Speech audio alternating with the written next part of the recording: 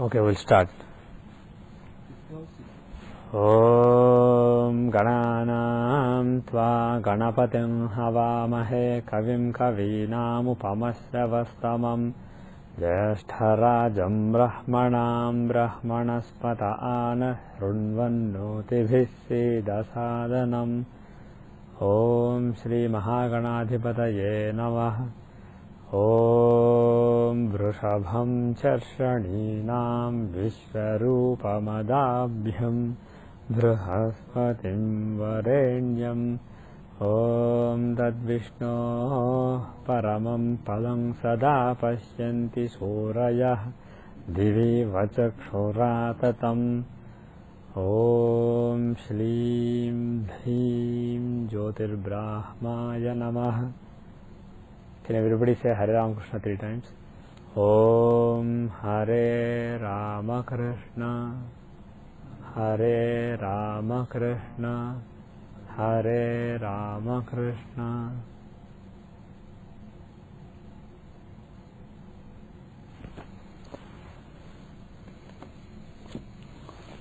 So where are we? 5th house or 5th Lord?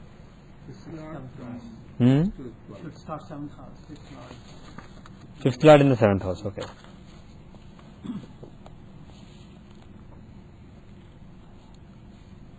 Okay.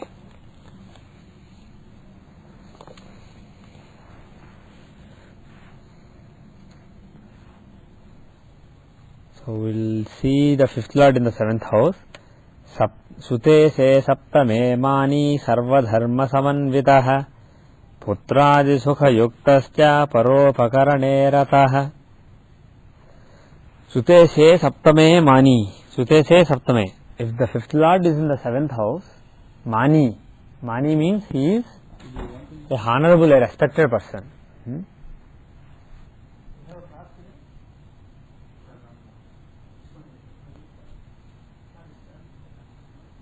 Sarvadharma samanvitaha. Sarvadharma samanvitaha means one who is endowed with all kinds of dharma, which means one who is a very dharmic person. Okay, so we'll go downstairs. We'll go downstairs and continue.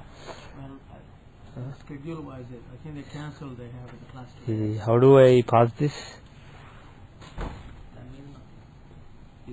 Slide to unlock. Okay. Press to.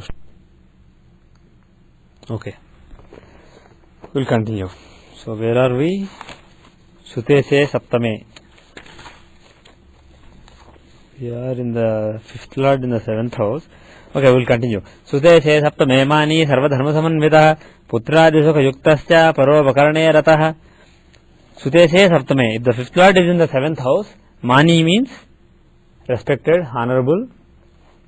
Sarvadharma samanvitaha means one who is endowed with all kinds of dharmic behavior. So somebody who is very religious, very pious, etc. Putradi sukha yuktascha. He has putradi sukha means happiness from children, etc. So he is very lucky with respect to children. He has comfort from children. Paropakarane rataha means helpful to others. Okay, let us parse each of them. Now, why is he respectable? Why is he honorable and respectable if the 5th Lord is in the 7th house?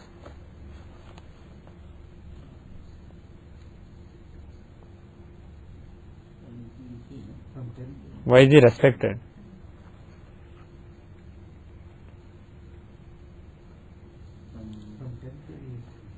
Yeah, from 10th house.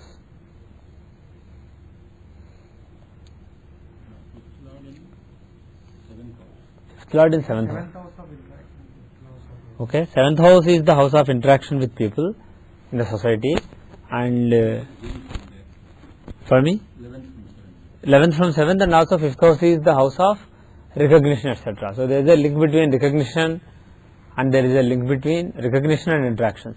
So he is somebody very active, he interacts a lot with people, and he is kind of popular because of it. Well, for being respectful means he must have done something to them. Right. The thing is, if you take the 10th house as Lagna, because that's what we've been doing whenever we see the word Mani. From the 10th house as Lagna, this is actually the 8th Lord in the 10th house. So it could be sudden gain in the respect in the society, or it can also be some bad name in the society. That is also a possibility, right? So based on that analysis, it's not really tallying. So this is a different kind of, even though he used the same word Mani compared to some other context, this is a different kind of result being talked about. Here what is being talked about is 5th Lord in the 7th house. So somebody who deals with people and who is well known in the circles basically.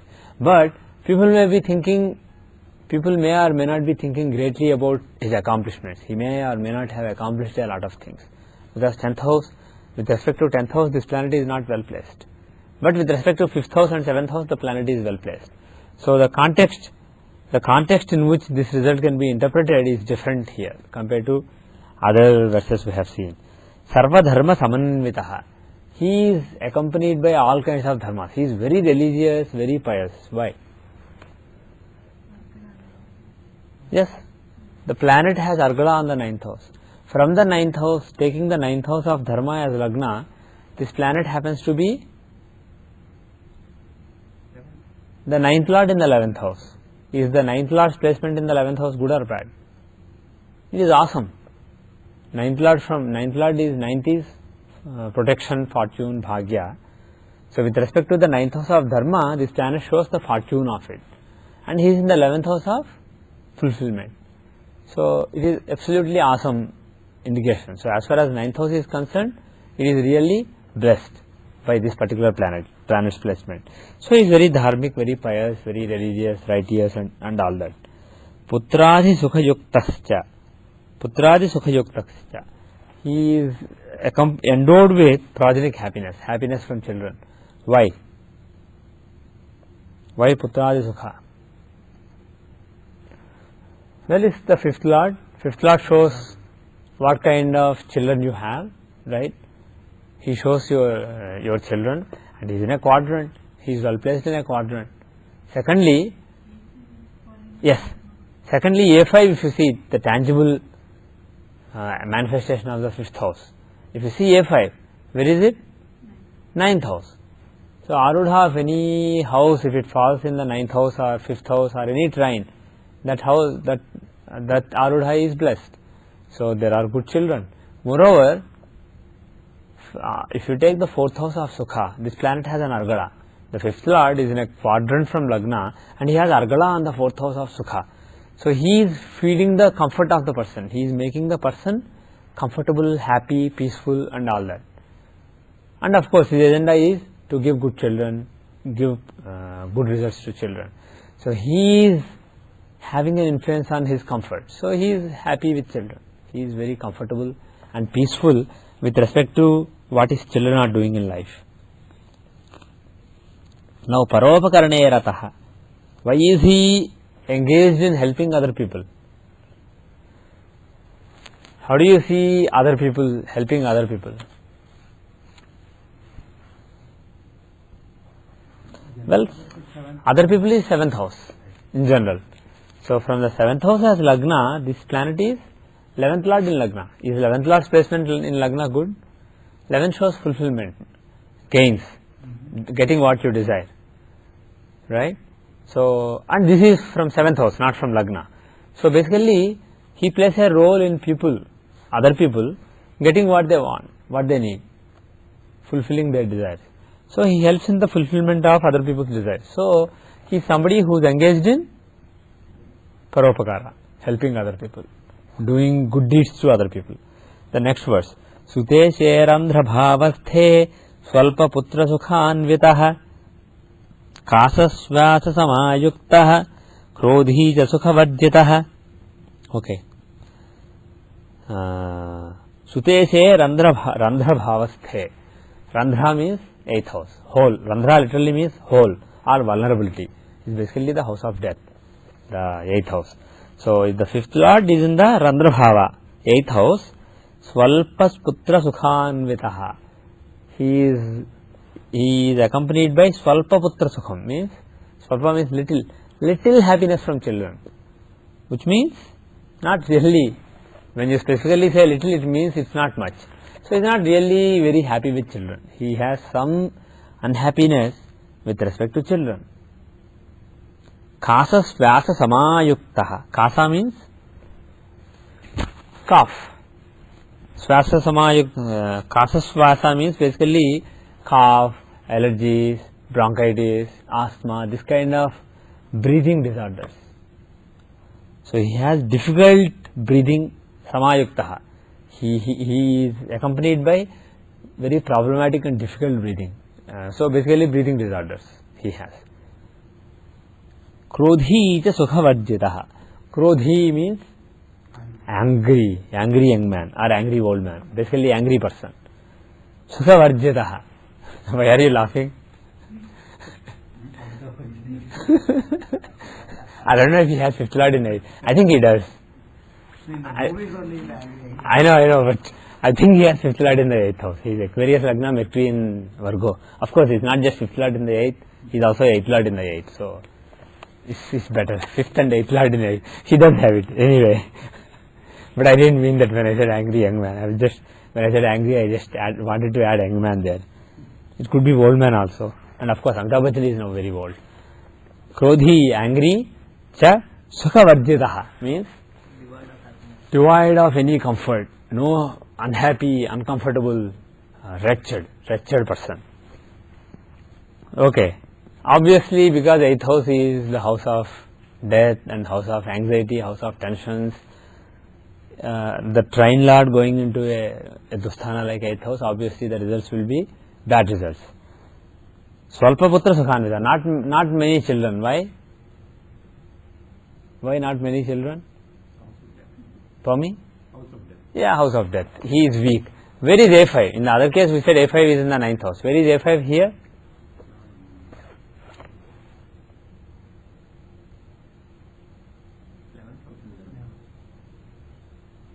Arudha cannot be in the house or the 7th from it. 5th Arudha cannot be in the 5th or 11th, right? When the Arudha of a house is, when the Lord of a house is in the 4th from it, the Arudha also is in the 4th itself. Because you take 4, another 4, but that will be 7, so you take 10th there from. So you basically get the same house. So 8th house. So A5 in this case is in the 8th house. So if the Arudha of any house is in the 8th house from Lagna, it's not really auspicious. So with respect to children, there can be some problems. So either he doesn't have children, or difficulty in getting children, or he gets children but they are not really making him happy, they are keeping him tense all the time, which is one of the results of 8th house, not just death but tension. So he has tensions related to children. I'm sorry, the previous one, like it's Lord in 7th. Yeah. He has a note. There is some Tal, the structure, in Tal, structure, speak only truth. How do we interpret that? What? He wrote one, there is some note there. Yeah. Why, like, That is Santanam's note. yeah, how we can interpret that kind of. I don't know, but I'm not really interested. This is Santanam's result, the result given by Santanam. Let's just stick to what Parasa said. He didn't say talk about Tal at all. Oh, Tal in stature, he said, will only speak truth. Well, whether he speaks truth or not, Parasa did not really say. He only said he is helpful to other people. Let us ignore. I don't know. See, the thing is, he's not putting that kind of notes everywhere. For this particular thing, he put a note. So, well, maybe he has that combination. I don't. Huh? So somewhere he could note, but here because my fifth lord in the 7th. Yeah, he probably has his fifth lord in the 7th house. I'm being disrespectful. Seriously, we don't know exactly why he added it, but it's just funny that there's this combination. He should have some note, which has nothing to do with what Parasa said. If it is approximately what Parasa said, you are extrapolating, that's a different thing. But what he said,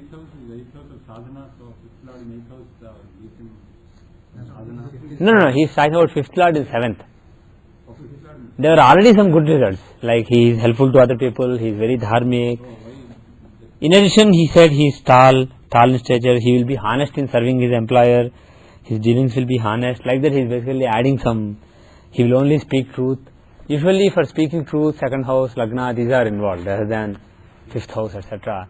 So he is adding some results there. and I'm wondering why he added some results just for that house.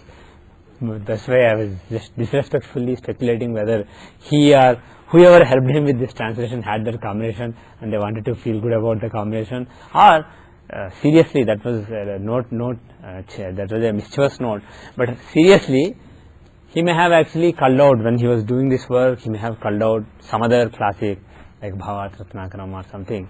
Maybe for fifth lord in the seventh house there is a result given there, he just added it as a note here.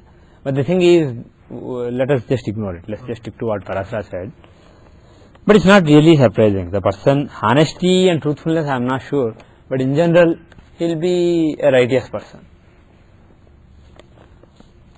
Okay, fifth lord in the eighth house. Now coming to fifth lord in the eighth house, like you said, it can also give positive results.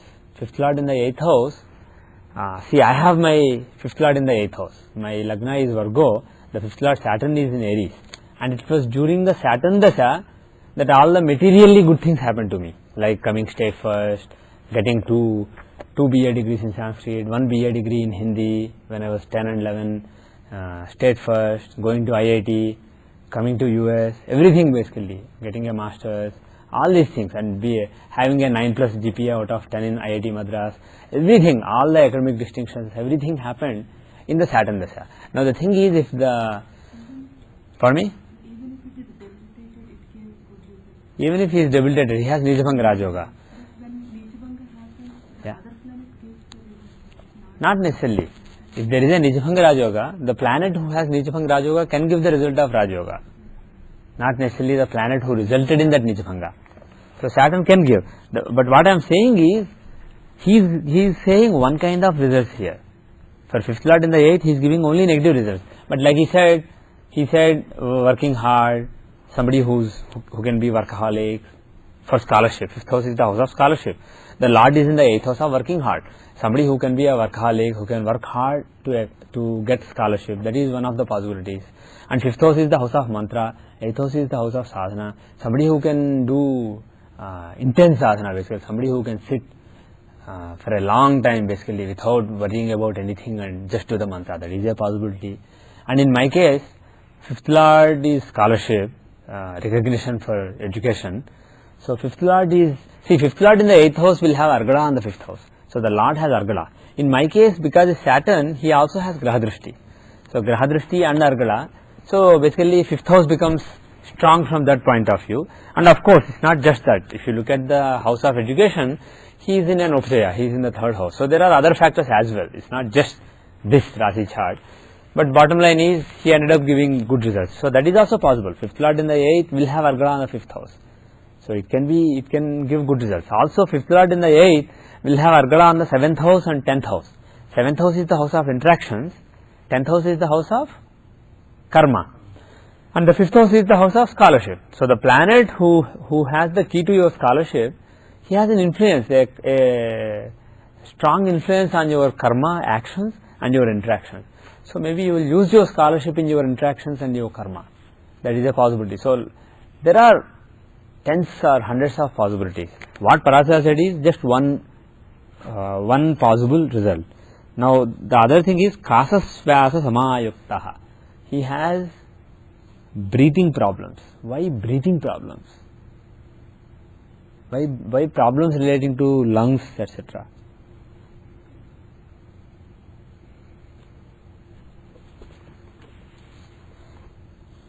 Why? Where do you see lungs, etc.? For me? Okay, fourth house is lungs.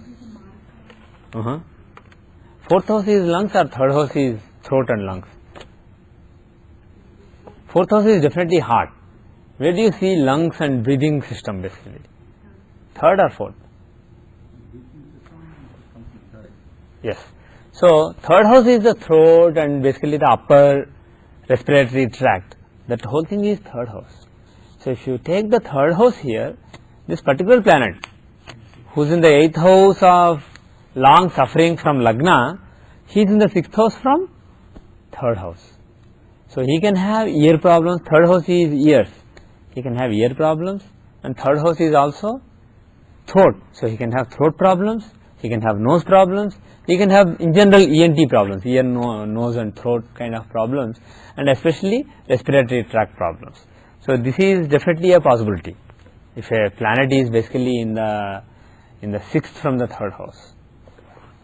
But the thing is, he didn't give this kind of result everywhere. Every planet will be in the 6th from some house. That planet can give disease relating to that house, signified by that house. For example, a planet in the 7th house would be in the 6th from 2nd house. 2nd house shows eyes. So there can be some eye problems, or it can be face. There can be some problem in the face. It can give. The only thing is, it has to, otherwise, apart from the house occupied, otherwise it should show some, it should have some role giving disease. Here the planet is in the 8th house itself. So you know that it can give some disease. So he saw, okay, he is in the 6th from 3rd house, so let me say he has this kind of problem, right? And as a matter of fact, in my case, actually during Saturn Dasha, during Saturn Rahu, I did actually get allergic bronchitis. I basically had breathing problem for a while, for several years actually. Only after Mercury Dasha started, I basically discovered Ayurveda and I basically cured myself using Ayurveda. Until then, basically for like 10 years or so, I at least between 5 to 10 years, or maybe around 8 years or so, I basically had allergic bronchitis. So whatever he said here was actually true in my case with the 5th lord in the 8th house. Another that I think 5th lord and 8th, that we have seen in the class also, an asthma problem. That is definitely, yeah, bronchitis, asthma, these are all similar diseases. They are some kind of affliction to the breathing system, to the upper respiratory tract. Okay. Now why is he krodhi? Why is he angry? Why is he angry? Well, 8th house is in general the house of anger. Yeah. Earlier I said that it has, yeah, Argala on the 5th house of emotions. The planet owns the 5th house of emotional stability and he is in the 8th house of anger. So the person can be angry, can be short-tempered. 7th is, like I said earlier, 7th, 8th, 9th, 10th, 11th, 12th. These show basically Kama, Krodha, Lobha, Moha, Matsaryas. So Krodha is from the 8th house. And actually in my case, I was actually quite short-tempered. Not that I am not now, but I was, at one point I was very short-tempered. Especially in my case, this Saturn is in Aries. Aries is a sign owned by Mars and Mars was actually there along with him. So I was quite short-tempered. So, for me, Saturn doesn't really give a lot of short temper. It can give stubbornness, but the thing is, we are talking about Krodha is actually that impulse of, that fiery impulse. So Saturn is not really that conducive to making a person angry. Mars is. But even though the planet involved was Saturn in my case, because he was also with Mars and in a Martian sign especially, it happened in my case. So this Khasasvyas Samayuktaha, Krodhi, both the results basically happened in my case. Sukhavarjitaha. Sukhavarjitaha means somebody who has no happiness, somebody who has no peace or comfort, somebody who is always either unhappy or working hard. And it is, why so? The 8th house is the house of anxiety, tension. So it's not the house of being happy, it's the house of working hard, being tense, being anxious. So it is likely that the planet in charge of emotional stability is in such a bad house, a house of tensions. So he is probably always tense and not really relaxed or happy. So there is no relaxation for the person. The next verse. One question. Yes. If there are two planets about 5th house, is about Mars and Ketu owns that house. Okay. And how do we get the one house in 3rd, one is in 3rd? Yeah, look at both the results. The bottom line is these results are not going to apply in toto anyway. Forget Mars and Ketu. Even if you have only one owner, suppose Lagna is Sagittarius, Mars is the only owner of 5th house, still if he is in the 8th house, you can't really say apply all these results in toto. They are just guidelines. So you have to analyze. So if you take them into, even if you take these as a guideline, still you will see who is stronger. Right, that's what I am saying. So there is so much other stuff you do. Who are in the 5th house, who have Argala, where are the Karakas, etc. You will look at so many things. And of course there you will see the stronger of Mars and Ketu. The weaker may also have some result, but the stronger will definitely dominate. The next verse, Sute se bhagyage putro bhapo, bhupo probably. Sute se bhagyage putro bhupo vatat, it's probably bhupo, the bhapo is bhupo doesn't mean anything. Sute se bhagyage putro bhupo va tatsamo bhavet swayam va granthakarta cha vikhyatah kuladipakah. Sute se bhagyage, if the fifth lord is in the ninth house, putro bhupo va tatsamo bhavet means, his translation is, I don't agree with his translation. He translated as the native will be a prince or equal to him. But the thing is that is not, it doesn't make any sense. What actually the verse means is, if the fifth lord is in the ninth house, putro bhupo va tatsamo bhavet, the child will be either a king or equivalent of that, an equal of that will become. That is what it means. So the son of the native, this result is about the son of the native. So if the fifth lord is in the ninth house, one of the sons of the native will be a king or an equal. He will be very powerful. Okay? Swayam va grantha karta cha, or va means or, swayam, himself, he himself. This is clearly saying that the previous line was about the child, not about the person being a prince or king. Or himself a grantha karta cha vikhyatah. Grantha karta means a writer, an author. Vikhyatah means famous. Kuladipakah means one who basically brings name to the family, name to the lineage. And of course, Granthakarta, what you have to realize is, writing a Grantha, writing a book, is basically, it is showing somebody who is famous.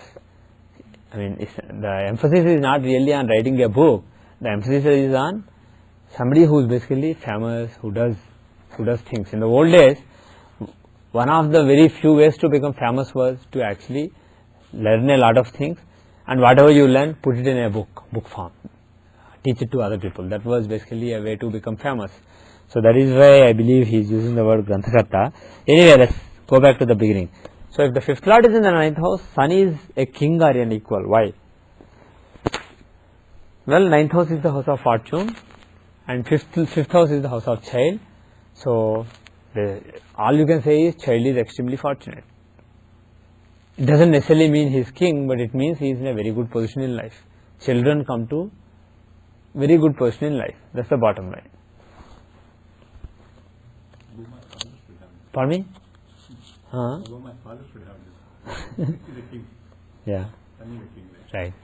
Swayam va granthakarta cha, or himself is a granthakarta. Himself is a granthakarta. Means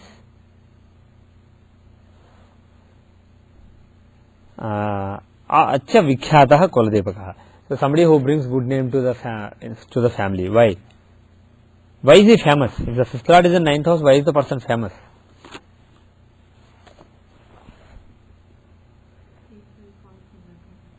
Yeah, A5. Yasah pada. Falls in Lagna. Moreover, the fifth house of fame, his lord is in a trine. It's very auspicious, so the person is very famous. He is very well known. He has good following. But what is it got to do with writing? Does it really have anything to do with writing? Is there any link with the writing? Third house of communication, if you see, from the third house of communication, this planet is in the seventh house, he is aspecting it, so maybe there is a chance. The fifth lord, who gives reputation, is aspecting third house, so maybe there is some reputation through writing. But the thing is, whether that is the case or not, or it is through some other third house meaning, bottom line is he gives fame. That is the bottom line. He is well known. He is fortunate. As far as following and fame are concerned, the person is fortunate. Kuladipakah. Somebody who basically increases the name of the family. Kuladipak, does it also mean the highest land in the family? Not necessarily. Not necessarily highest land. Deepa means light. So somebody who brings roshni lata hai, basically. To say in Hindi, जो रोशनी लाता है सारे family को. So somebody who brings light to the family, means who makes the family known to the world, which is basically possible if you are famous. You are famous, the world talks about you and your family. So that way. So why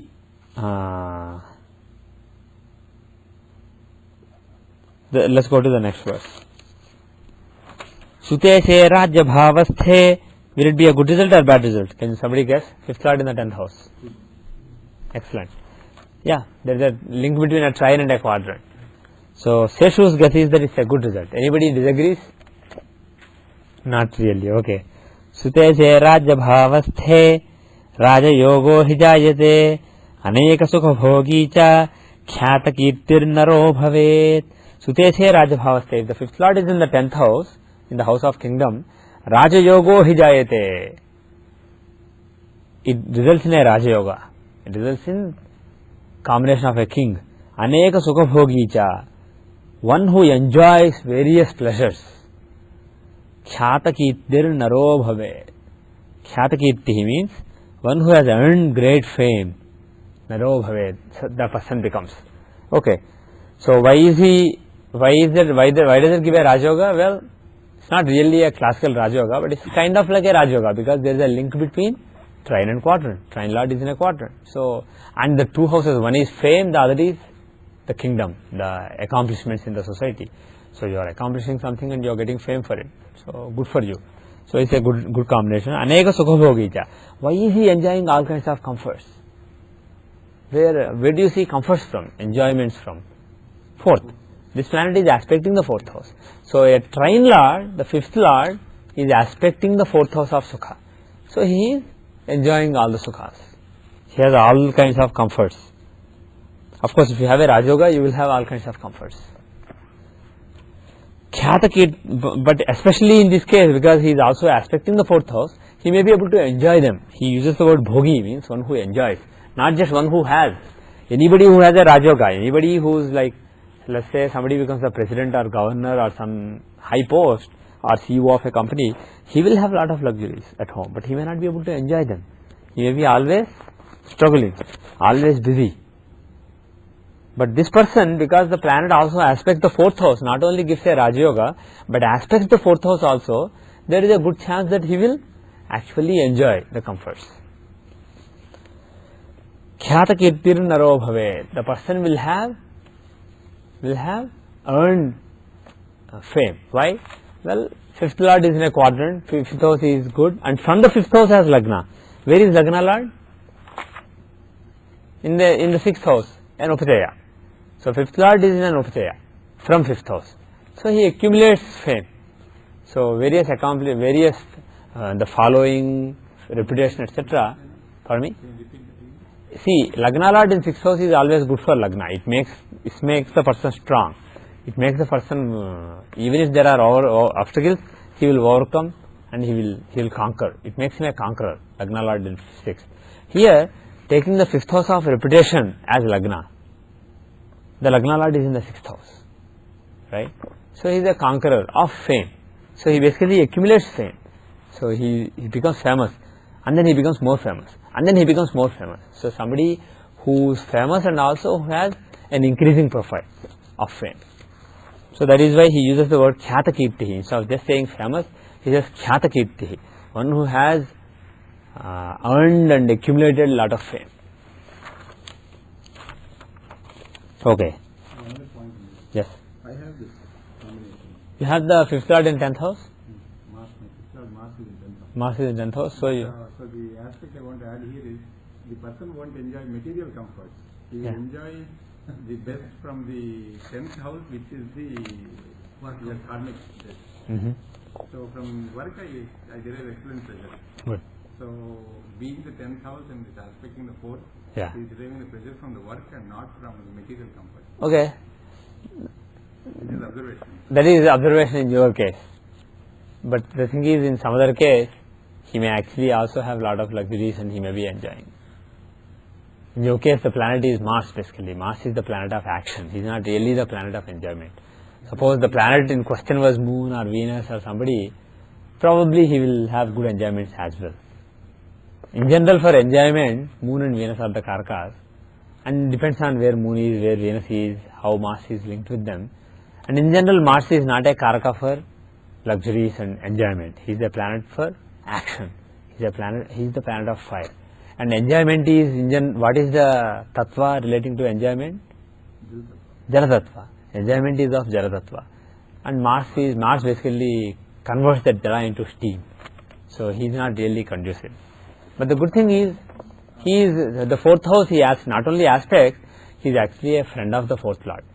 So at least in general, if from the fourth house Mars is in the seventh, in Manakaraka Sthana, aspecting the fourth house, he can give a lot of discomfort also. But in your case, at least he is a friend of the fourth lord, so it's not bad. You are going to add something. I'm going to add another point. Because for getting a material benefit, Yeah. it is also aspecting the Lagna, then he would have more benefits to the native. More material benefits, material comforts for the native. Apart from fourth. Fourth shows that you are in an environment where you can enjoy. But Good point. His point is, fourth is the comforts that you possess, and Lagna is basically, if you really enjoy a comfort, you are enjoying it through Lagna. Lagna is the body. So if your physical body is happy, if your physical body is in a good state, there has to be a link with Lagna. So let's say somebody has like this, basically the fifth lord in the 10th house aspecting 4th house, but let us say he is also aspecting Lagna, and let's say he is a friend of Lagna lord, and let's say Moon or Venus is in Lagna. All these basically then clearly suggest that he will enjoy all the comforts very well. He has to be. Yeah, in this case Mars is aspecting Lagna also. Mars is aspecting Lagna also. But his main problem is, his Lagna lord is debilitated in the 2nd house, right? But If he I is remember. retro, so it is equivalent to being good. Whatever, but he is in Capricorn. He is in Capricorn. He is in Capricorn with Saturn. So affliction of Capricorn and Saturn on Lagna lord, that is his main problem. That is why he can't really enjoy that much.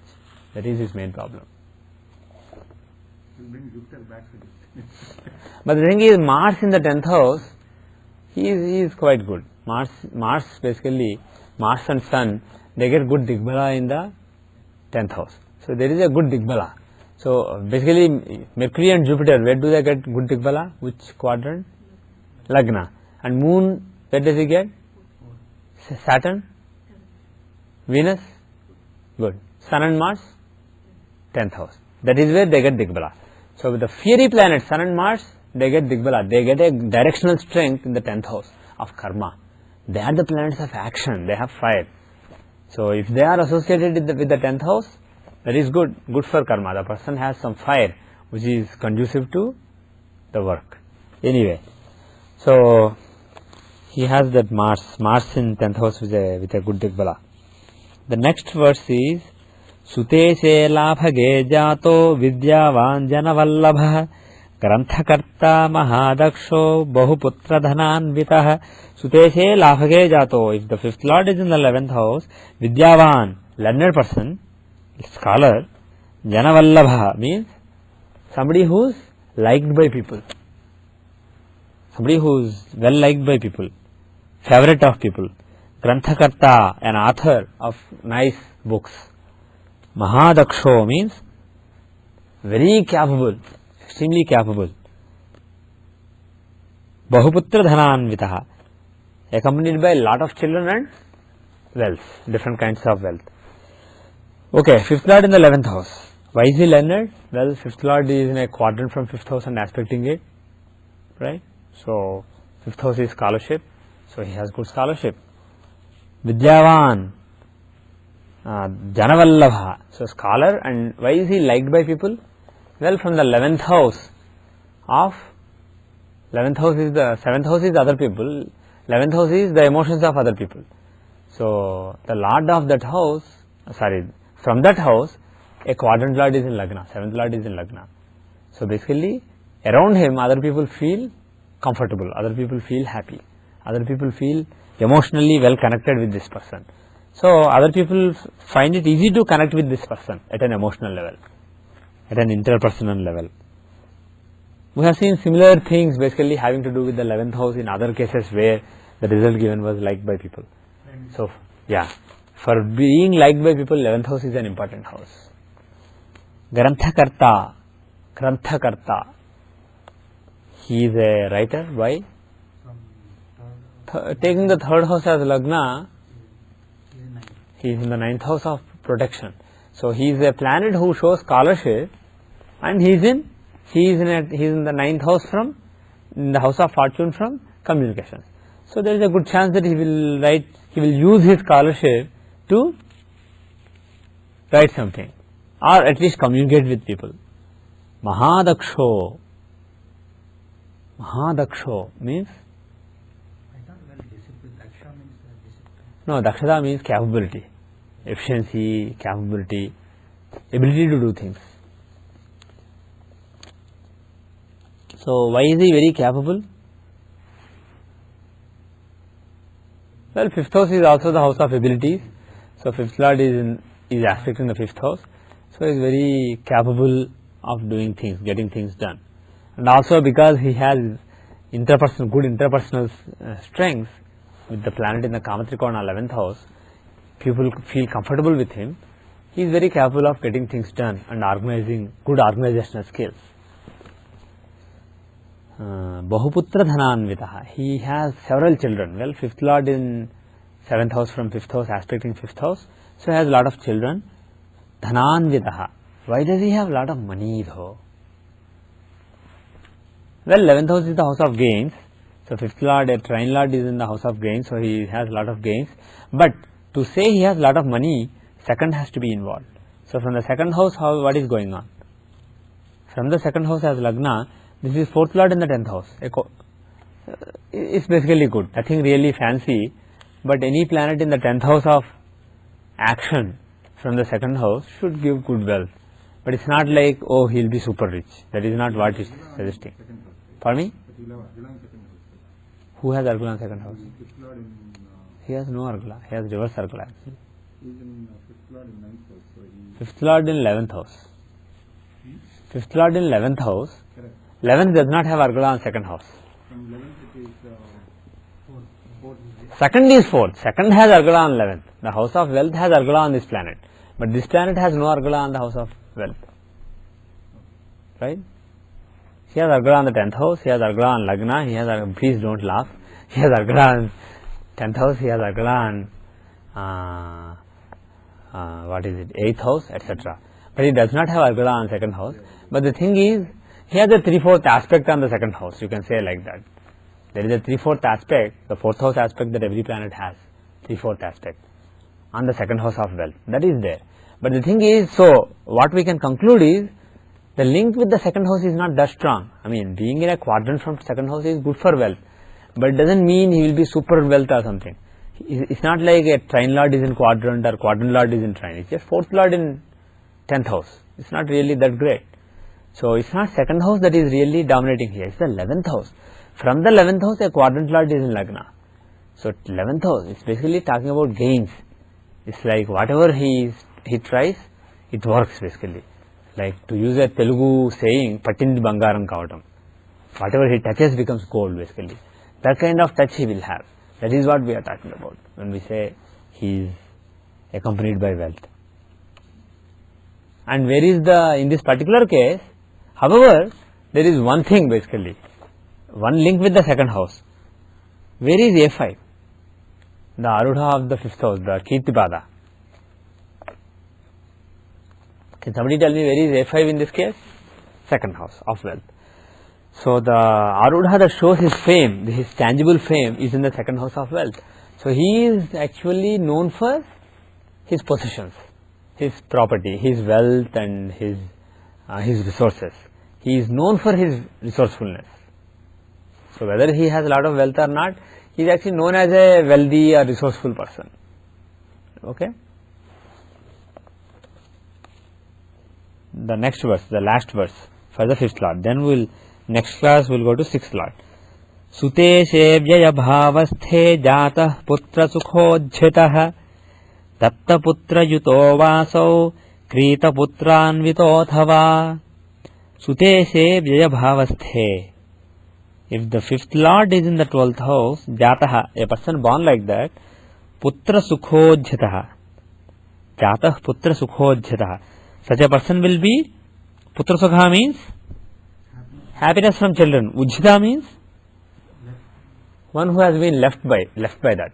So he does not have, he is devoid of putra saukhyam, happiness from children. So he has no children, or he has children but children have left him behind, or something. Dattaputra yuto vaso, or Dattaputra yuto means adopted children. Kritaputranvito athava, or Kritaputra means purchased child. He either had adopted or bought a child. Basically, there is something unnatural about child. Why? Well, fifth lord is in a dusthana again. Fifth lord is in a dusthana. Moreover, he is not only in a dusthana, but from the fifth house, where is he? It's not only dusthana from lagna, it's a dusthana from fifth house. So from the fifth house of children as lagna lord is in eighth house. Eighth house shows getting from somebody else, getting easily, that kind of things, right? Getting somebody else's money. So Dattaputra is a possibility for me. Inheriting a child from somebody. So, I mean, that's a loosely spoken thing. But Seshu is right. Bottom line is, it is like getting a child, not your, just getting somebody else's child and making it your child. So from that point of view. So it's basically a bad combination for children. It's not a desirable combination. But you have to be, I mean, you can't just generalize. You have to see where Jupiter is, where other planets are, how the Saptamsa is, how the planet in question is in Saptamsa. You have to look at those things. But by itself, fifth lord in the 12th is not really a great combination. Somebody I know has fifth lord in the 7th house. He has Pisces Lagna, Moon is the fifth lord, he is in Aquarius. He had one child who was born autistic, and then another child who was born normally, and then he had a messy divorce. He had a divorce, and then after divorce, basically children lived with his wife, so he doesn't have the happiness of children. And he is married again, and I believe his wife cannot have children, the new wife.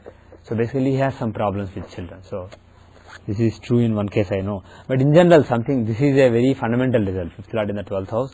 You can expect some children problems in this kind of combination. Yeah. Yes.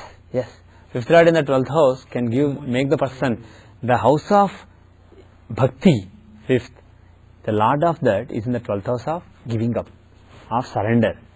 The lord of the house of devotion is in the house of surrender. So the person can, if the sense of surrender can be triggered in that person, he can make a lot of progress.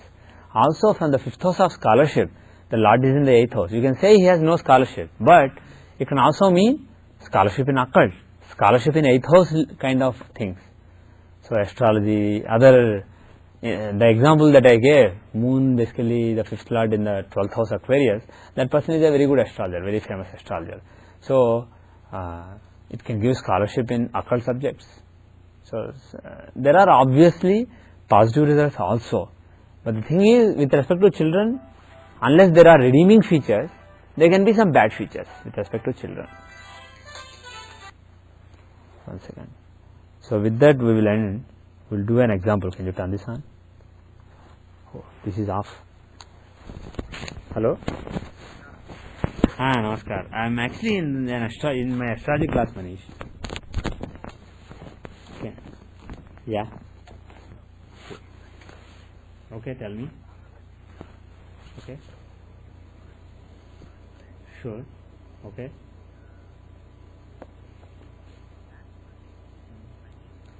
January 13, 1973. Okay.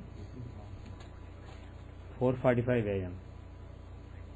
Pune. Okay. Amit. Okay, name I'll forget the name, but January 13, 1973, 4:45 a.m. Okay. Okay. Okay. So what is to be seen? Okay, I'll check it out when I go home, Manish. Okay? Namaskar.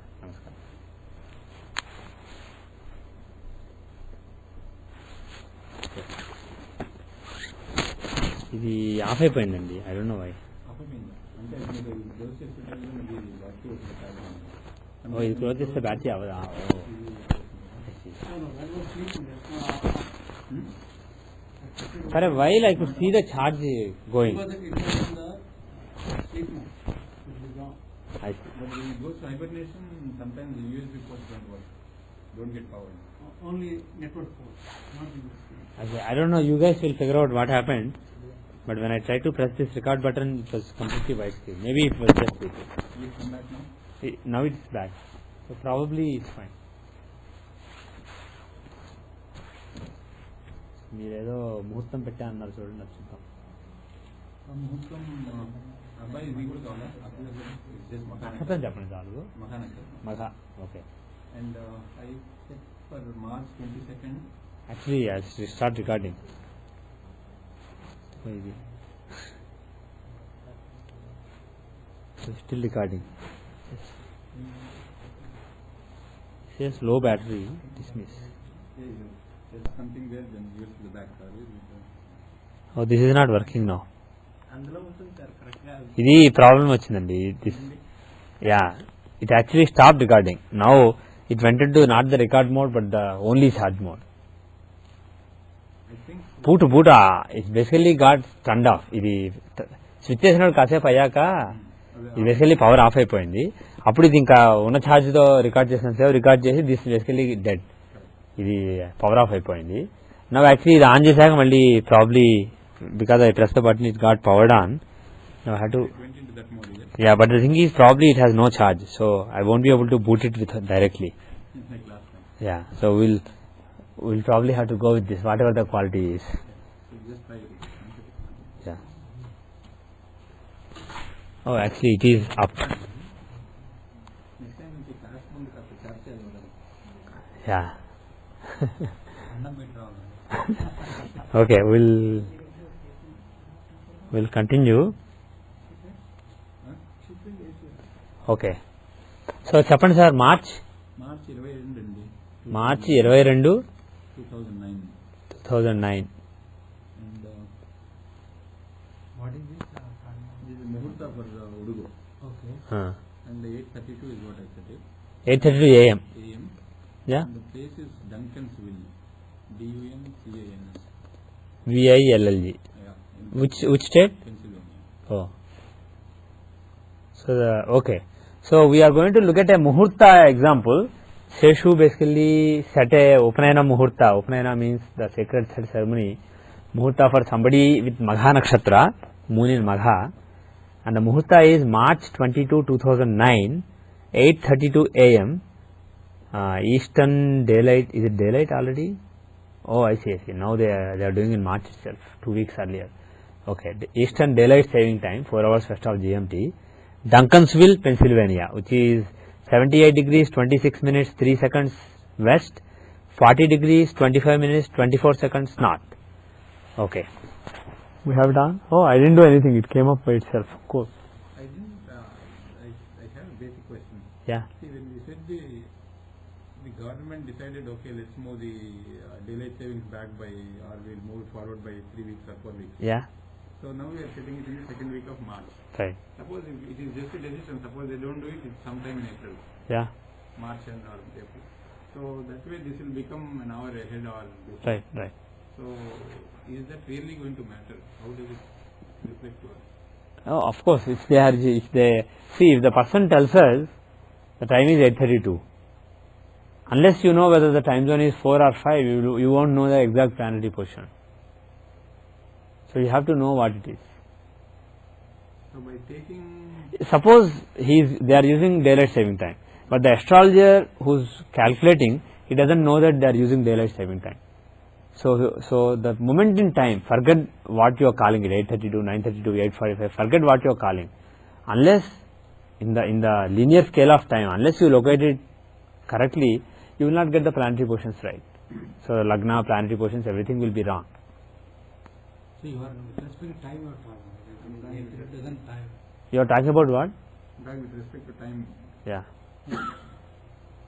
so it is the calculations that are completed along with this, taking this It's just interpretation. The thing is, if you tell me 8:32 time is 8:32 and the time zone is 4, or if you tell me time is, let's say 7:32 and the time zone is 5 hours west of GMT, they are basically same, right? So basically it is 12:32 GMT. So it makes no difference whether I put 7:32 as the time and say time zone is 5 hours, or if I put 8:32 as the time zone and time and the time zone as 4, the calculations will be identical. That's what we are getting with the TG anyway. Right. But the problem will be if somebody tells you the time is 8:32 using a 4-hour time zone, but you interpret it thinking it is 5 hours time zone, you are actually using 13:32 GMT instead of 12:32. So obviously Lagna and all planets will be 1 hour ahead. So it's very important that you should know what the time zone is. And software tries to basically automate it for you. You just enter the time. It assumes that people are logical and they put the standard time. They calibrate their watches for the standard time. Suppose somebody was born on the day daylight saving time kicks in, they forgot to change their clock, and suppose they measure the time using old clock and they tell you the time. You assume that because daylight saving time has already come into effect that day, you assume that they gave you based on the daylight saving time. If you don't take it, your time, the time you are taking, you are misinterpreting the time basically. So your calculation will be wrong. So there is no solution to this. Software tries to help you, but it assumes that people are logical. People use the standards anyway. And unfortunately, people are complicating it. They keep changing this formula. Sometimes it's April, sometimes it's March. They just keep changing. The government keeps on changing the rules. So software programmers have to add all these things. It's a mess. And as a matter of fact, actually, for people who are born a few decades back, it was actually very messy. Before the government regularized everything, some people were using daylight saving time, some people were not using daylight saving time. You didn't know exactly what was going on. It was not binding on people. For a few years, there was a period of time when it was not binding. It was optional, the daylight saving time. So if somebody tells you, I was born at 8:30, God knows if it's 8:30 with a 4-hour time zone or 5-hour time zone. You have no way of finding out. The person who told you the time has to clarify how the clock was calibrated, but they have no clue because it was long back. So unfortunately, we have these kind of issues. So when we see old times, it's not a bad idea to sometimes take 1 hour this way or that way and then see. Take care of the change timing now? It does, but like I am saying, there was a period of time. See, when the government regulated, made a clear rule, you have to basically on this date you have to change your clocks, we are all set. Jehora basically takes it into account. No. I'm asking about from last year they changed the time. Yeah, it does. As you can see, March 22, it took 4 hours. Because it takes the clock from We take the clock from This is not about clock basically. When I enter the date, see, if I say, let's say February, see, it says 5 now, see. Can you see the daylight saving time and standard time are toggling? When I switch between March and April, March and February. If I say February, it is 5 hours. If I say March, between March and February, but it's only between March. I know, the date, if you basically change, if instead of 22, suppose I say March 10th, it is still, March 2, it is 5. So somewhere, basically, as you basically enter the day, month, date, year, etc., it says, okay, on this year, this date, this time, what is it? Is the daylight saving time active or not? It basically constantly updates that information. So Jehora does it. You coded the years we changed. Yeah, this was coded. You guys have pretty much latest code. So this was done like a year back. So you guys, not the previous release, but the one before that. So that was fixed. But what I am saying is, if somebody is born, let's say, I forget the years, but there was a period when there is no rule basically. It was up to people to follow or not follow the daylight saving time. Couple of states that even didn't change it. For Hawaii, one of them, and Arizona is another one of them. Yeah. Arizona, they never changed it. Yeah. That is fine. But the thing is, if they say you can change or you don't have to change, it's up to you, that's a problem. Well, that's what with Arizona is. The state is that state law, you never change it. Mm-hmm. So the whole country was changed by the couple of states.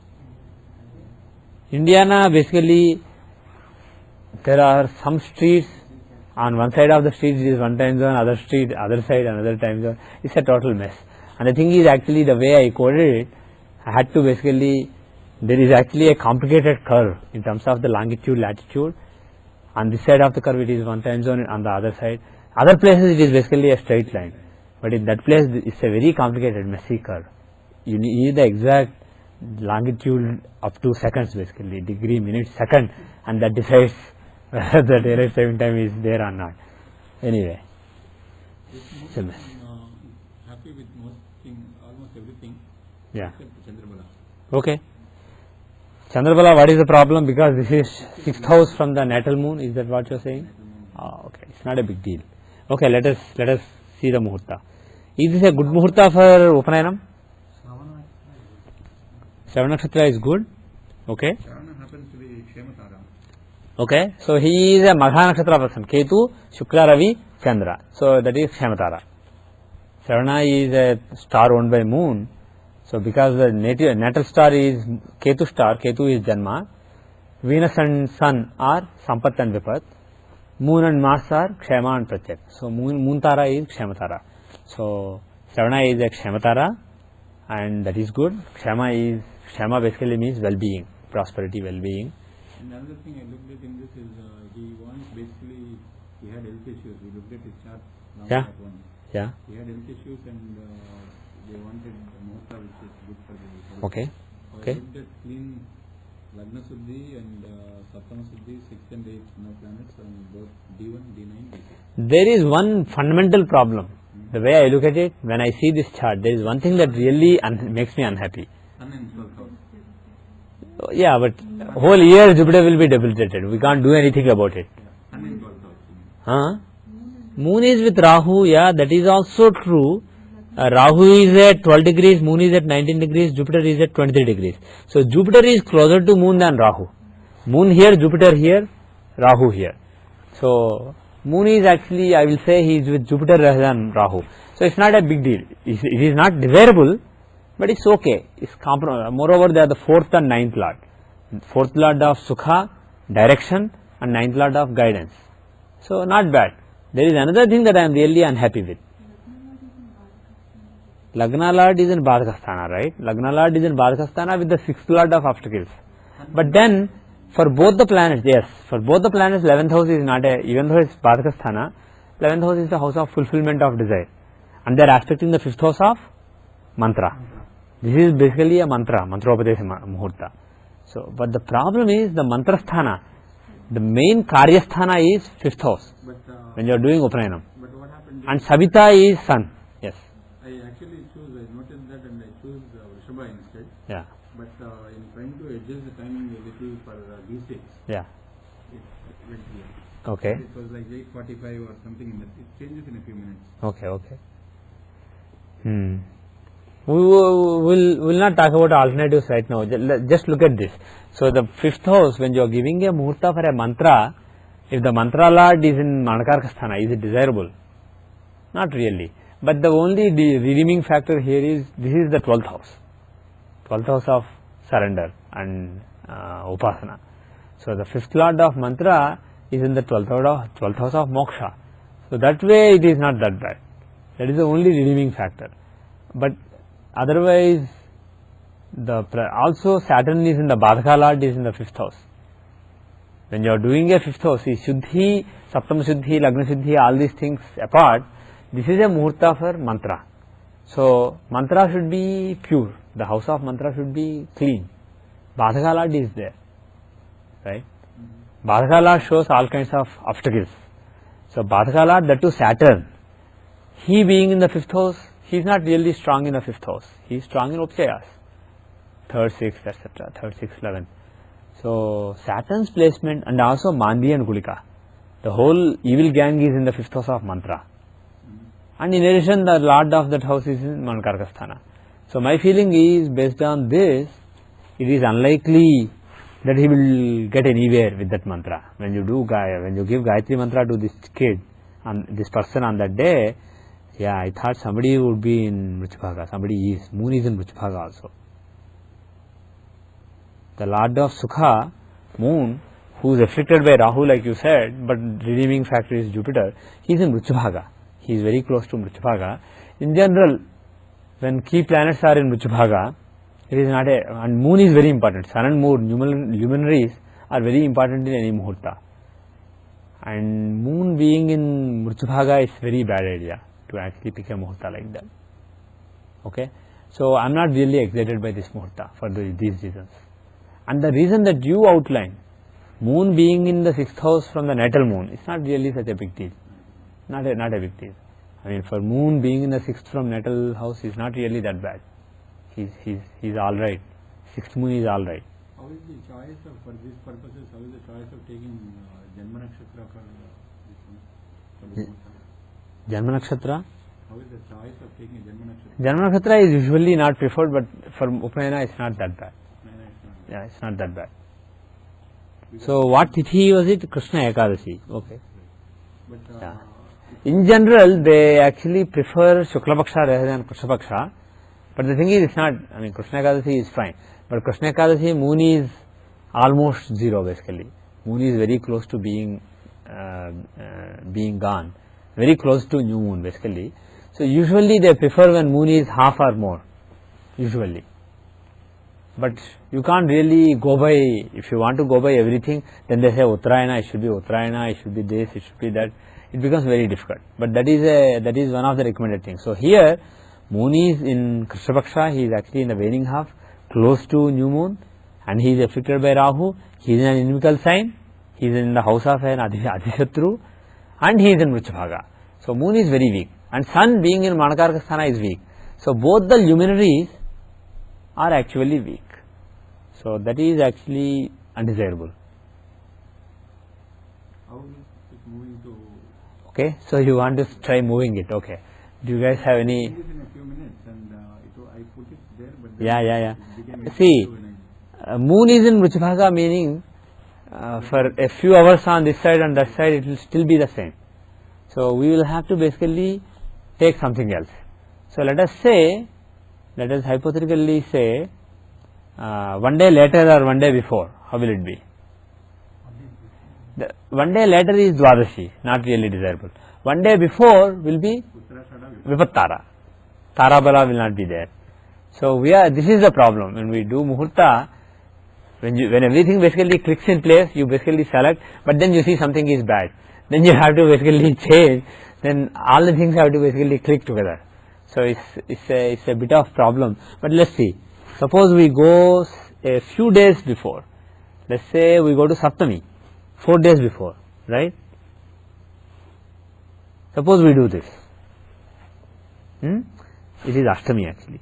You said because he wanted it after 15th of March. March. Okay. Because that happens to be some next month. And before what? Before April 15th. Okay. So we have plenty of time. I choose the 29th, which has also. You chose 29, we'll go there. So March 29 is his other choice. It's Shukla Chaturthi. Tritiya, Panchami are good. Chaturthi is not that good. What is the nakshatra on this date?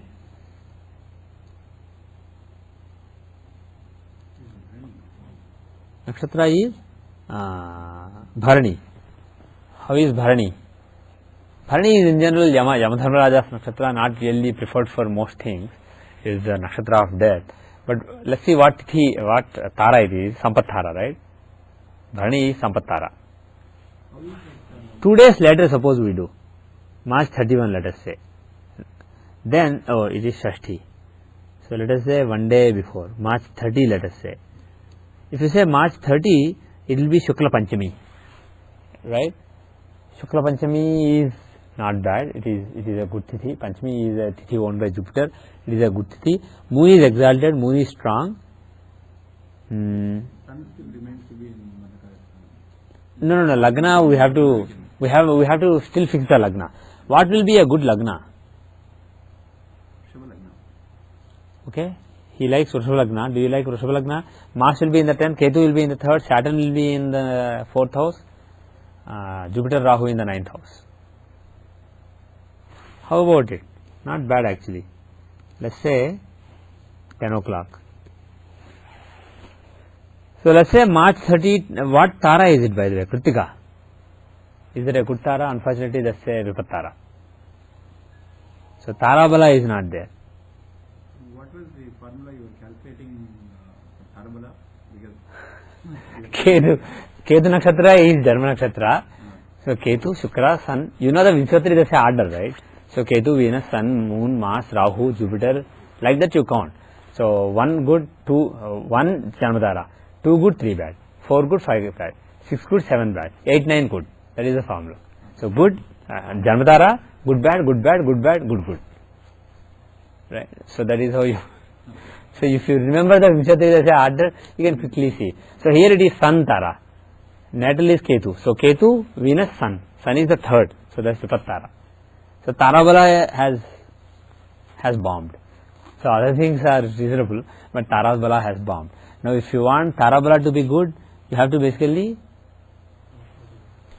if you want Tarabala to be good, you can go further ahead. Let's say April 1st, the April Fool Day. Suppose April 1st you take, alright. Then the Tara will be, again it is Mars Tara. So again we have jumped over, no, have we? Yeah, we have jumped over Rohini. We have directly gone to Mars Tara. So this will be Pratyak Tara. So again Tarabala is not good, but this is Saptami Tithi. So the thing is, if we want the one in between, Rohini, we have to go with Shashti. So the problem, so let's see when Tithis are changing, when Nakshatras are changing. So we have to, the good Tithis and bad Nakshatras are coming together and vice versa. So we have to see, Saptami is till 23-28, Mrugashira is only till 13-27. So that means we can actually go back to March 30 and suppose we go for the afternoon Muhurtas. Let us just hypothetically say we are going with afternoon. Then is it possible to get good Tithi and good Tara? But again we may not like the Lagna, but we will take a chance, we will just try it out. If we like it, then we will go with it. So, but are they usually people do in the afternoon? They don't. Usually they do in the morning. Usually they do before the noon. But the thing is, it's not really, in my opinion, afternoon is not at all bad. Evening 4 o'clock or something. It's not at all, it's not such a big deal. That way, doing in the Krishna Paksha like we were originally planning to, that is actually a worse thing than doing in the afternoon. Pardon me? Only should they have to be, I think they have The only thing is, doing in the night will be quite bad. But again, it's not really such a big deal, but usually they don't do in the night. You're talking about sun's mantra. So if we do this, Kritika is still there. Kritika is over at 4:11. After 4:11 will be too long. Moreover, the Lagna will be terrible. So okay, we are stuck. So let us go to, let's say, April 3rd. So because the thing is, it's not like good bad. There is also a good that comes at the end, Mitsara, Paramitsara. So hopefully there is some hope later on. So let us keep trying. So let's say Shukla Dashami. Let's go to Shukla Dashami, Shukla Ekadasi. 2 Tithis that are good in a row. So hopefully there one of the days Tara will be good. Right? Change to 5 again 10 a.m. April 4, let us say, yeah, we can go back to 10 a.m. His favorite Taurus Lagna. Taurus is in general a Lagna that is, Lagnas owned by Jupiter and Venus are preferred because they are benefic Lagnas. And also, if you start anything in a fixed Lagna, it will basically be stable. Fixed Lagnas are for stability and something that will be, that will go on for a while. Whereas if you start a mantra in a mobile Lagna, you will do Aries Lagna especially, you will do with lot of energy, but then the energy will fade away. After a while you will stop doing it. That's the problem with mobile Lagnas. On the other hand, fixed Lagnas, especially Taurus, Vrishabha, you will be like a bull basically, you will just keep doing. So if we do this will be, unfortunately, Ashresha Nakshatra. Ashresha is not considered a great Nakshatra, but the thing is, it is basically Sarpa Nakshatra, that is, it is an inauspicious Nakshatra for this kind of things, but let us ignore that for a while, because it is also, it has some good things associated with it. When we say Sarpa, Ashresha is owned by Sarpa, it's not just Sarpa, it's not just an evil snake that is waiting to bite you. Snake is also symbol of Kundalini Shakti. So Ashlesh Nakshatra is actually an important nakshatra for spiritual occult experiences, etc. if other things are conducive. And here Ketu is with moon. Even though he is in a different nakshatra, he is in the same sign. And Jupiter is aspecting that moon. So there are some redeeming features. Yeah, Jupiter is aspecting moon. So let us say Aslesha, we are willing to tolerate Aslesha. And actually not even tolerate, it may be good for this person. And Magha, his moon is in Magha. So now 212. He is in Dudvasa, but 12th house is not really a great transit of moon. But we are talking about sadhana. So 12th house is actually good from that point of view. So moon, the 12th lord, is in the 12th house. From the natal moon, the 12th lord is transiting the 12th house along with Ketu.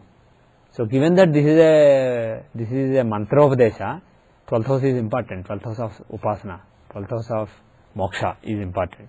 So it's not at all bad. And this is Paramitra Tara. So Tara wise, Tara Balam is good. And then finally, the Tithi. What is the Tithi? Shukla Dashami. Moreover, now we have gone past Shukla Ashtami. So moon is closer to being full than, he is more than half full now. He is 2/3 full. So Chandravala is good. Right? And let's see if anybody is in Mruchbhaga. Nobody is in Mruchbhaga. Well, house we can work with it. Chandrabala, depending upon the aspects, we can ignore, is it, when it's 212, 6, that means? Yeah, 212, 6, 8 are not really desirable, but the thing is, when the task itself is a 12th house task, 12th is not bad. This is a Murta for 12th house related thing. He is in the 12th house, he is the 12th lord too. 12th lord in 12, look at it as that. 12th lord transiting in the 12th house. 12th lord in 12th is Vimala Yoga, right? This is kind of like that in transit. And he is with the Karaka of the 12th house Ketu, right? From the natal moon sign. Now, the only thing you have to really do is, Jupiter being in Nicha, Jupiter is the Karaka for divine things, Vedic things, and this is a Veda mantra. So Jupiter being in debility is unacceptable, but we have no choice. So at least you have to make sure that Jupiter has Nijabhanga. So that is one criterion. Jupiter must, whatever Lagna you pick, Jupiter must have Nijabhanga. Actually here, does he have Nijabhanga irrespective of Lagna? If he already has Nijabhanga based on moon, we will be all set. Does he have? From where? Lagna. Yeah, so bottom line is we have to pick a Lagna so that either Mars or Saturn is in a quadrant. Well, they are in mutual quadrant. So you have to pick a quadrant to those. So that Jupiter gets Nijabhanga Rajoga or just Nijabhanga. Had they been in a quadrant from moon already, you have been all set. Irrespective of the Lagna, they will be Nijabhanga. So that is not the case. So you have to pick a Lagna in quadrant from Mars. Now, what if we pick Taurus that is suggested? Is Taurus a good Lagna? Well, now Jupiter is the 8th lord in debility, 8th and 11th lord, a functional malefic in debility, that is decent. And irrespective of whether he is a functional malefic or benefic, Jupiter is Jupiter. He is aspecting Lagna. So Jupiter's aspect on Lagna is there, that is good. Jupiter's aspect on Chandralagna is there, that is good. And the 5th house is important for mantra. How is the 5th lord? 5th lord is debilitated. 5th lord is debilitated, but he is aspecting that house. And the 4th and 5th lord are together. And that Lagna lord. Lagna, 4th and 5th lords are all together. Is that good? That is excellent. So there is a nice Rajoga between, how apart are they? Jupiter is at, Venus is at 8 degrees, Sun is at 20 degrees, Mercury is at 25 degrees. Sun and Mercury are very close. So 4th and 5th lords are together. So there is a Rajoga involving the 5th lord and involving Sun, the Karaka for this mantra, Savitra mantra. So that is good, right? So now the thing is, Mercury has Nicha and he doesn't seem to have Nijabhanga. Does he have Nijabhanga? He has Nijabhanga. The lord of that house, Jupiter, is in a quadrant from moon. So there is a Nijabhanga. Jupiter is getting Nijabhanga from Mars and Saturn, and Jupiter is in turn giving a Nijabhanga to Mercury. And Venus, even though he is exalted, he is actually retrograde. So Venus is actually, Lagna lord is getting Uchabhanga. Lagna lord is getting an Uchabhanga. But the thing is, again, his dispositor is in a quadrant from moon. So in general, Jupiter is, even though he is weak, he is the dispositor of a very powerful Rajoga. And Jupiter is in Vargottama, Moon is in Vargottama, Mars is in Vargottama, Saturn is what? No, Nobody is in Vargotama. Sorry, I'm putting Rashi. Nobody is in Vargotama. Good. Oh, actually Venus is funny then. Venus is in Ucha and he is in Nicha Navamsa and he is retrograde. So it's actually, Venus is in a funny situation. So normally being in Ucha and being in Nicha Navamsa is Uchabhanga, but he is also retrograde. So it's basically two negatives. So they are kind of cancelling each other. So it's not that bad. Okay. Now this seems fine. Now Saturn is aspecting Lagna. Apart from Jupiter who is aspecting Lagna, Mars and Saturn are aspecting Lagna. Is that good? Mars aspect on Lagna gives determination and some fierceness. And he is the 7th lord. He is a quadrant lord. He is actually a neutral planet. He is not that bad. And for some intensity in sadhana, it's not bad. But what about Saturn? Is Saturn's aspect on Lagna good or bad? It is actually very good in this case. He is Yokarka, 9th and 10th lord. Yokarka, Saturn's aspect on Lagna, the two in Taurus, it will make him very patient. It can make him kind of like a tapasvi. So it is actually very desirable. So Rahu and Jupiter are together. The Guru Chandala Yoga is there. That is not good. So there are some negative features also, but overall, I think this looks pretty decent, pretty good. This is the best we can do in this time frame. Should we see the Navamsa with Yes, 6 yes. and 8 houses? Now let us see the Navamsa. How is Navamsa? And how critical is it to keep Lagna Siddhi 6-7 days clean? Lagna Siddhi? Or 6-7 days? See, one thing I will say is Shuddhi, that means cleanliness. It's not emptiness. People always interpret Shuddhi as emptiness. They say Lagna Siddhi, Saptam Siddhi, Ashtama Siddhi. They make sure that those houses are unoccupied and they are happy. But their lords being Yeah, they have to be basically clean. Here we saw that 9th and 10th lord is basically in a quadrant and aspecting Lagna.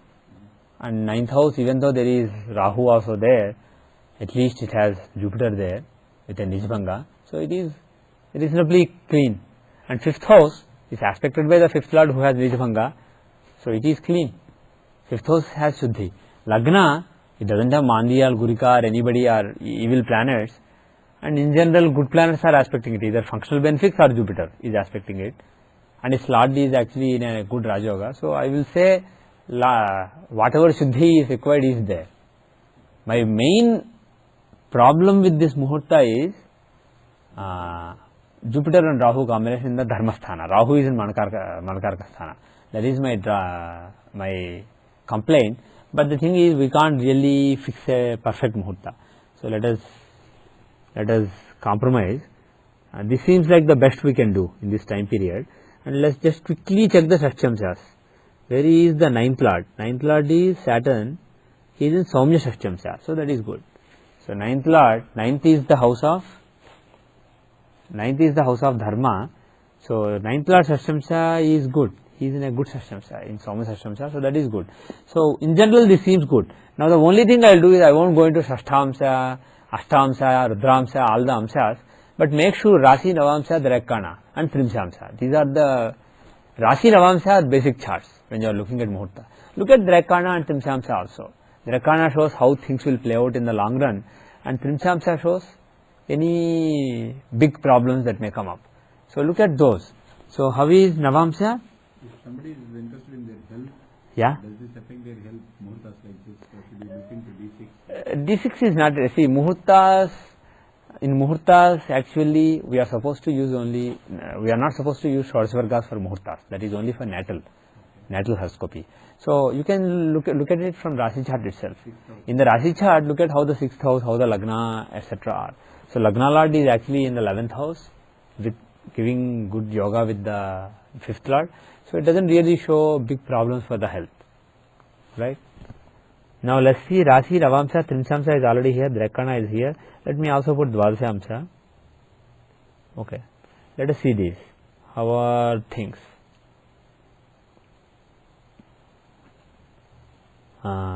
What Navamsa do you want to pick?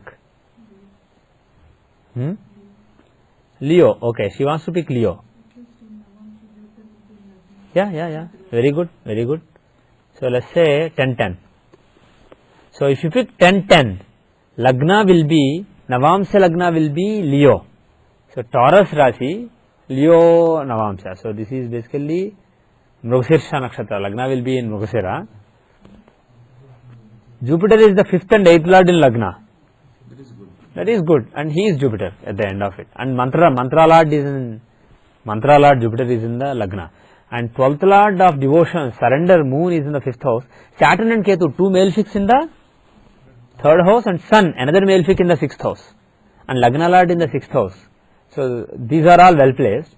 Venus in the 2nd house, that is, he is well placed. Venus, for Venus, 2nd house is a good house. 9th has bad influence, Mars and Rahu, but Mars is Lord of 9th. So Yokaraka and Lord of 9th is in the 9th. So luckily, hopefully he can overcome Rahu, and in any case Rahu is 7th Lord. So 7th and 9th Lord in the 9th. So it's actually pretty decent. This Navamsha chart looks pretty decent. Mercury in the 7th house. He is not that good in the 7th house, but let's live with it. So it seems decent. And if you look at the Drashkana, Jupiter in the 9th house aspecting Lagna, and 11th house of fulfillment of desires has all the planets, luminaries, Ketu, etc. So it's basically looking decent. Right. So Drashkana looks decent. So I think we can go with this. It looks good. So what I suggest is April 4 is it? Oh, just like that. And if you say Trimshamsha, this moon has got here Rahu and Ketu. Moon? Moon is with Rahu and Ketu. Yeah. In Trimshamsha. But he is with 9th lord though. Yeah. See, forget all that. The main problem is 8th house has Saturn and Mars.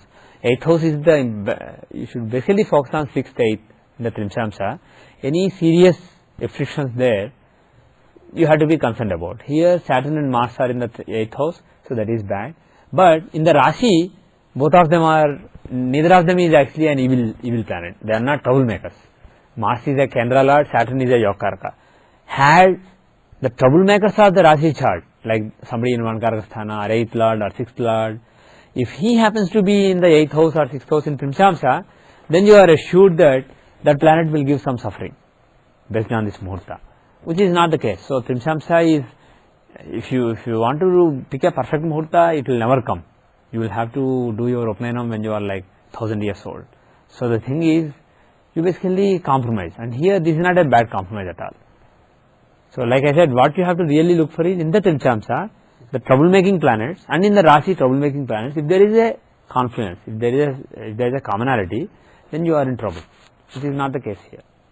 And moreover, Mercury and Jupiter, 2 benefics are in Lagna in Trimshamsha. So it's not bad at all. So overall, this Muhurta looks pretty decent, especially for a Savitra Gayatri. And what did you say about Drashkana? Drashkana, I said Drashkana is how things will play out in the long run. And in the Drashkana, the 11th house is dominating. See, Jupiter is in the 9th house, aspecting Lagna, and 11th house is dominating. 11th house has Sun, Moon, etc. luminaries. So it's pretty good. 11th house is for fulfillment of desire, and this is the chart for long term playing out. So 11th house is strong. So things will play out fine with this mantra with him. So we will do some good sadhana with this mantra.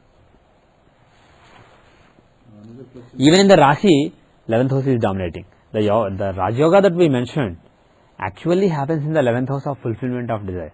So there is some fulfillment happening here. Some desires are being fulfilled because of this mantra. So that is a good thing. Let him have that. In general, now when we look at the Muhurta, what are these the same considerations we give? Of course, we did Muhurta before. Yeah. Are these the same considerations we give if it is for a job or if it is for something else? Well, if it's a job, you would rather focus on the 10th house, etc. Here we are focusing on 12th house, 5th house. 5th house, 8th house also, if you want, you can focus on. 8th house for sadhana, 12th for surrender and moksha, and 5th for mantra. So in that case, do we then discard 6, 8, 2, 12 relationships in case of Muhurta for a job? In case if moon... if moon is in a natal moon is... See, the thing is, it's not just Dvadashas. What you really have to see is, what are good transits? If moon is in 6th house from natal moon, it's not a bad transit at all. It's actually a good transit. Whereas if moon is in the 8th house from natal moon, that's a terrible transit. You should avoid it. If natal moon and the transit moon are in if the transit moon is in the 8th from natal moon, that is terrible. But if transit moon is in the 6th from natal moon, that's pretty decent transit. 3rd and 6th are okay. If you look at transits basically, you can see the good transits and bad transits are shown in the software. You can see them basically. So moon should have a good transit. But more importantly for moon, rather than the house transit, the nakshatra transit is important for moon. So it should be in a good nakshatra. The nakshatra by itself should be a good nakshatra, and in addition, from the natal nakshatra, it should be a good tara, like Sampat Tara. In this case, it is Paramita Tara. Now the problem is, some traditional purohits will tell you, if you basically take this muhurta to a priest, he will say, oh, Astrasha nakshatra, I won't do, because they have a very negative impression about Astrasha nakshatra. It is, for a good reason, it is considered an evil star. But when you are actually starting spiritual sadhana, it is not at all a bad star, in my opinion, especially for somebody with Magha nakshatra, Simha Rasi. This is not at all a bad star. This is actually a very good star for starting sadhana. It will be very productive for spiritual experiences. And for me, I have moon in Purabhadra, in Kumbha. For me, all spiritual events of note happen during Astrasha nakshatra. For some, without picking any muhurta, I started my Lakshmi sadhana, Lakshmi Ashtotram, reading 108 times every Friday. I just randomly picked a day and started. That Friday it was Astrasha nakshatra. Later, when spiritual milestones in my spiritual life happened, everything happened in almost all of them happened in Astrasha star. Astrasha is, I have a good idea about what Astrasha stands for. It is not just an evil star. It is actually the star of Kundalini. It is the star of mystical experiences. So, and here Ketu is there, and Jupiter is safeguarding, Jupiter is aspecting. So in my opinion, even though some people may discourage about Astrasha star here, it is Paramita Tara, it is the 12th house from natal moon, 12th lord in the 12th house with Ketu. So it is actually a very apt nakshatra and house for moon to be, for the spiritual sadhana to begin. This is really his beginning of the spiritual sadhana. Gayatri Mantra is seen as a social event by many people, but it's really your spiritual sadhana starting. It will open up new avenues. And especially if the person has some spirituality, spiritual combinations in the natal chart, otherwise just give some muhurta, doesn't matter. If the person has spiritual indications, then pick a muhurta which will make him do good sadhana and experience something. Doing sadhana and experiencing something are important. Suppose if that is not the case, if the person is just, suppose the parents are doing this and the person Just as a formality, yeah. then don't care all this, just Do whatever you feel like. It doesn't really matter. But the thing is, if you see some potential in the chart, I mean, even if the parents don't care, if you see some potential in the chart of somebody basically doing some sadhana, and at the end of it, you want to actually get something out of it. You are doing Gayatri Mantra, some level of detachment, if he is capable of getting inside him, within him, pick a good muhurta for the person. So, good luck. I just have one doubt. Yeah. When you are deciding on a muhurta, father role in Chora. Yeah, actually, that's a very good point. That's a very good point. Yeah, traditionally, when you are actually picking an Upanayana Muhurta, they do see father star also. If you know the father star, we can actually see what is the, not just star, if you have the chart, you can see for example, here the Rajoga is happening in Pisces. What is Pisces in his chart? You can do some analysis. If you have access to that information, you can use it. But the thing is, the main consideration should be the sun. This is for sun's spiritual progress. When the person giving it, Yes. good, I think it's Yes. it's just You are absolutely right. You are absolutely right. But totally Right. different sense. This is a marriage is actually both are. It's not one person giving, another person taking. Marriage is both people are actually going together now. They are walking together. Here, one person is transferring something. Whatever he has, he is transferring it to his son and that's it. After that, his role is ending. I mean, it may continue in some cases, but his main role is to give something, assuming he is capable of giving. But the thing is, if the father has no sadhana, if he is not actually capable of giving anything, then it is irrelevant. But if he is actually a sadhaka himself, how is the time for actually initiating, finding a shishya, transferring some punya to the shishya? That is very relevant. But in this case, the father himself is a very detached, very big sadhaka. Oh, then then the So in fact, he may even surpass the muhurta for him. He might even be out of that realm. if he is, then that's a different matter. If the father is really of that caliber, good. But the thing is, as an astrologer, you can actually look at the father's chart and see how the transits are. Do you know what is father's star or lagna? Okay, if you know, we can see what is the impact on fathers. Also, the thing is, when you are giving a mantra to somebody, assuming that you have some level of siddhi in that mantra, you are actually, whether you want it or not, you will end up transferring some of that siddhi to the person. Siddhi is actually a very heavy word. People have different connotations from that word. Siddhi is basically some level of attainment, accomplishment with that mantra. Suppose you are talking about a food. You have eaten that food, you know how it tastes, you know various ins and outs of that food, then you have siddhi in that food. Like that, basically you understand the mantra, you understand what it can do, what experience it can give, you have experienced it. That is basically siddhi. So, and the ultimate siddhi in a mantra is basically you are done with that mantra. You know whatever that mantra can do, whatever you understand the deity of the mantra itself, what experience it can give, you have understood the mantra is useless to you anymore. That is the ultimate siddhi, that is the final siddhi. But understanding it to some extent is basically siddhi. So assuming he has it, he is basically giving it away. And usually people have siddhi in just a handful of mantras or maybe none also. You can't really get siddhi in every mantra. You will experience only some mantra with which you have a strong runa. You have done in the past a lot. So it is basically like your staple food. You may be doing hundreds of mantras, but there will be one or two mantras in which you really have siddhi. So all your spiritual food, spiritual energy is coming from chanting of those mantras. So if you give away some of it to somebody, some spiritual foundation of your being is being lost. So that can cause some problems for you. So from that point of view, the father, irrespective of his attainment, it can have, when he finds a Shishya who is capable of taking a lot. If Shishya is not capable, he may not be able to take a lot. But if Shishya is capable of taking a lot at one go, in the first bite itself he can bite a big chunk, then it can have some impact on father's health or father's mental state, etc. also. So it's not a bad idea to look at father. So his point is very valid. But in the absence of that information, you can just look at the sun's nakshatra and give the muhurta. And we actually looked at only Magha nakshatra. If you see his chart, how is his Ashtaka Varga, what are the important signs in his natal Vimshamsa, natal Navamsa, natal Rasi. You have a yoga between Mercury, Venus, Sun here. Do they have an important role in his chart, or are they evil planets in his chart? And Pisces, what kind of sign or house is it in the natal Rasi, natal Navamsa, natal Vimshamsa? So all these factors can be analyzed. But unfortunately, we don't have the data, so we'll just leave it. But you can do that as an exercise. It takes a lot of time. Yeah, it does. It does. Right. Right. Because already getting a common date is still Right. But the thing is, my feeling is April 4, 2009, 10:10 a.m. is a pretty good muhurta. It's a very good muhurta.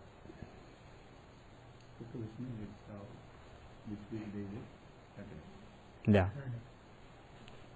So Atmakarka is Jupiter, he is in Navamsa Lagna. And actually Atmakarka in Lagna is basically a combination for a very rich person. Atmakarka, if he is in Navamsa Lagna, it shows somebody who has a royal birth. Somebody who is very lucky, very fortunate basically. Somebody born with a golden spoon in the mouth. Here we are talking about a spiritual initiation chart. So if he can actually make this muhurta or any muhurta where Atmakarka is in Navamsa Lagna, it means he is born with a spiritual, with a golden spoon as far as spiritual sadhana is concerned. So if this muhurta can actually work out for them, it means what you said about the father is probably true. It confirms that. So this muhurta is to when the father is giving the Gayatri mantra, or is starting of the procedure? No. Father is giving Gayatri Mantra. Gayatri Mantropadesha should happen at this time. Okay. You may do 5 minutes of ritual before or 5 hours of ritual, I don't care. All that is secondary. Right. Some people actually do that. Unfortunately, some people, they start, actually most people don't start at the muhurta, they start before, but at the time, they don't do the Mantropadesha, they put some, the Jalakarra Bellam, basically jaggery and cumin seed paste, they put on the head. They do that for marriage as well as for Upanayam, for many things they do that. So they do that thing, which is not really symbolic of certain things, but it doesn't really transfer the mantra. The transfer of the mantra, hearing of the mantra in the ear is actually the key. So that should be happening. Ideally, that should be happening in this Navamsa Lagna. So in my region, they Yeah. do this type of thing. Yeah, everywhere they do that. Unless you specifically tell the priest, sir, please, at that time we want Mantropadesha. Then also some priests basically are stubborn and say, no, that's not right. This is how you should do. So people like my father who are very strong, who have son in Lagna, they say, no, get lost. You must do this, otherwise get lost. I will do it myself. Then they will basically listen and do. Otherwise, many priests are actually, they don't understand. Even for marriage, they basically do all kinds of things at that muhurta. They don't do the right thing. Any other questions? So this seems like a good muhurta. Good luck to the kid. Good luck to, how old is he? Oh, quite old. Not really a boy. Okay. 24, 25. Okay. Never too late. Good. All the best. The only thing I will suggest is the main weakness in this muhurta is Jupiter Rahu, the Guru Chandala Yoga, which can't be avoided. That too, Guru Chandala Yoga in the 9th house of Dharma with Rahu fallen there, the 9th house. Dharma Karma, he has Manakaraka Sthana in the 9th house. Jupiter's presence is a savior, but then he is also in Nicha. So when Jupiter and Rahu are afflicted like this, praying to sun basically, praying to Shiva or praying to sun will give some relief. So before the muhurta, have Aditya Hridayam chanted or any sun mantra basically, not the Gayatri mantra but some other sun mantra. Have Aditya Hridayam and something of Shiva chanted, some Shiva mantra and Aditya Hridayam chanted before the muhurta. That will help overcome the weakness in the muhurta, because it's not a perfect muhurta, it has some weakness.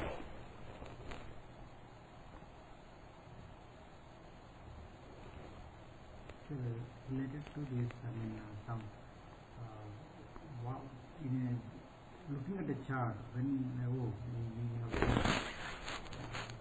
we should start, when we should do the Gayatri mantra. Yeah. How do we decide based on the Digdasha? Well, you can see Drugdasha, you can just see transits. How are the transits right now compared to Mantrapada A5? What are the transits with respect to A5? Anybody aspecting A5 in transit like Jupiter or somebody? So you can look at all those things. Because some people do at the age of 3, 7, Right. 10. Also there are formulas. You can do, for example, 7th year, like that basically. Some people do 9th year. So there are odd years you do. Some people say even years you do in some parts of India. There are some conventions, you basically use those conventions to decide the month. And then you use, usually they do in the Uttarayana. They don't do in the Dakshinayana. The theory being Uttarayana is the day of gods and Dakshinayana is the night of gods. So you want to do it when gods are active basically. They are awake and active, not when gods are sleeping. They won't listen to you and if you pray to them at that time. But the thing is, these are, of course there is some truth in it, but no single factor is absolute. So they pick Uttarayana and then they pick, within the Uttarayana they pick a good month, they pick a Shukla Paksha instead of Krishna Paksha, they pick closer to Purnima. Like that if you do basically, you have very few choices. And then it also must be a good Tara, good Nakshatra, everything should line up. The only problem I have is, lot of people, they do all these things, but when it comes to the actual muhurta, which planet is in the 5th house, which planet is in the 9th house, they don't look at that unfortunately. Lot of people, they just go by thumb rules. But that is the real key. Any other questions?